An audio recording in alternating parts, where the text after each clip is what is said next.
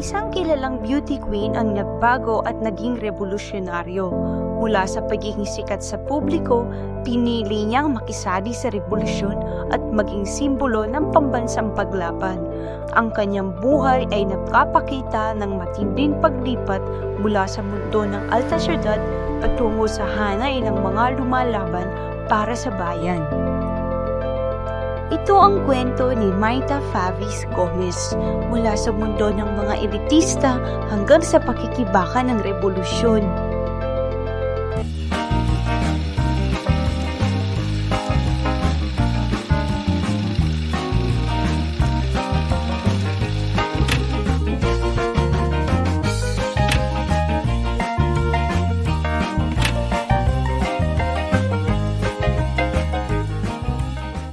Pinanganak si Margarita Mayta Favis Gomez noong May 23, 1947 sa Bautista, Pangasinan.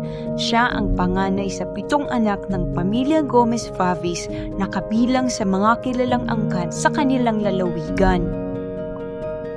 Nag-aral siya sa mga eksklusibong paaralan tulad ng Assumption Convent and St. Scholastica's College.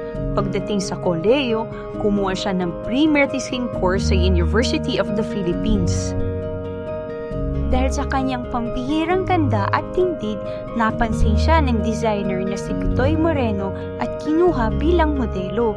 Nagsanay pa siya sa Australia at mabilis siyang nakilala sa mundo ng fashion.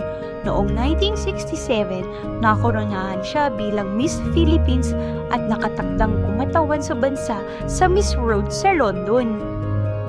Sa panahong iyon, ikinasal siya kay Carlos Perez Rubio. Nagkaroon sila ng isang anak na si Melissa at nanirahan muna sa Estados Unidos bago bumalik sa Pilipinas. Pagbalik niya, unti-unti nang nabuo ang kanyang interes sa kilusang aktivista, isang bagay na naging dahilan ng paglayo at kalaunan ay paghihiwalay nila ni Carlos. Pagbalik niya sa UP noong 1970, nadala siya ng mga nag-aalab na kilusang estudyante.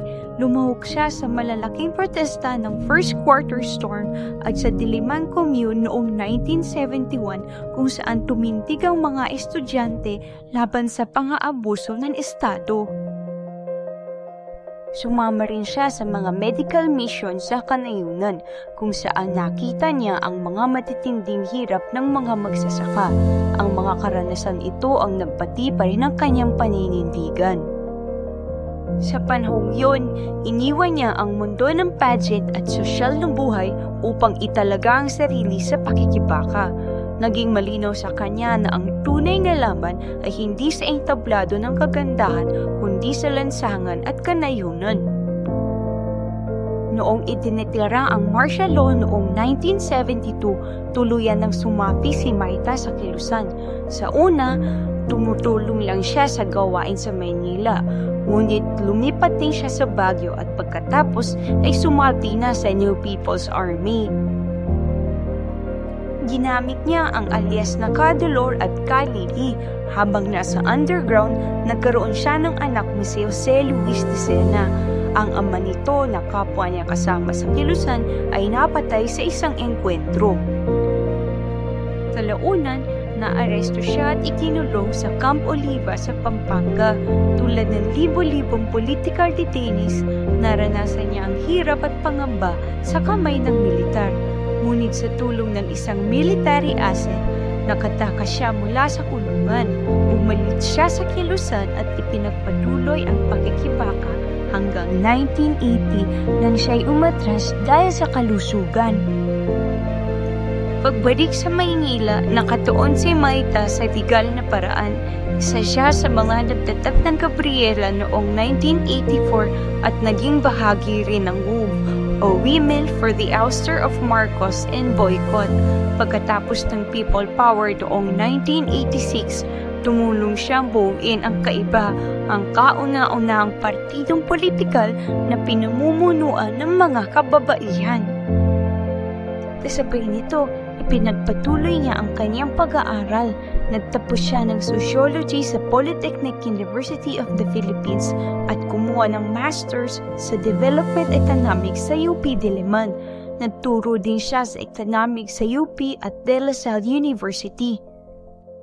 Hindi siya tumigil sa advokasya. Naging bahagi siya ng Ibon Foundation at Action for Economic Reforms, kung saan tumuon siya sa gender economics, public policy at laban kontra sa malakihang pagmimina. 2 beses siyang tumakbo sa halalan bilang senador noong 1987 at kongresista naman noong 1995. Naging chair din siya ng Makabayan Coalition. Bagamat hindi siya nanalo, nananatiling buo ang kanyang paninindigan at advokasya. Pumanaw si Mayta Gomez noong July 12, 2012 sa edad na 65 years old matapos atakihin sa puso habang natutulog sa kanyang tahanan sa Quezon City. Noong November 30, 2016, isinama ang kanyang pangalan sa bantay ng mga bayani Wall of Remembrance bilang pagkilala sa kanyang sakripisyo at kontribusyon laban sa diktatorya.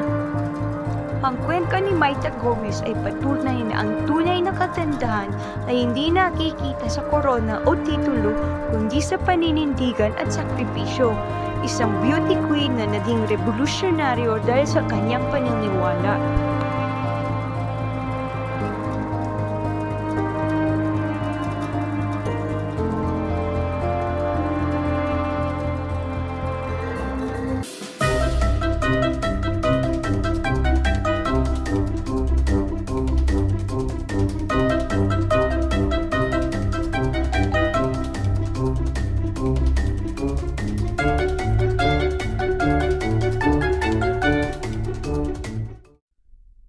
Ayan mga kamarites, natapos na ang ating kasaysayang kwento.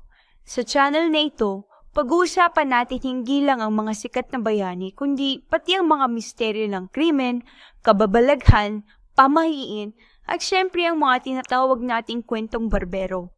Kung may gusto kayong ipaimbestigang kwento, comment lang. Huwag kalimutang mag-like, share at subscribe. Ako si Marites Historian at ito ang Kwentong Barbero, Chismis o Totoo.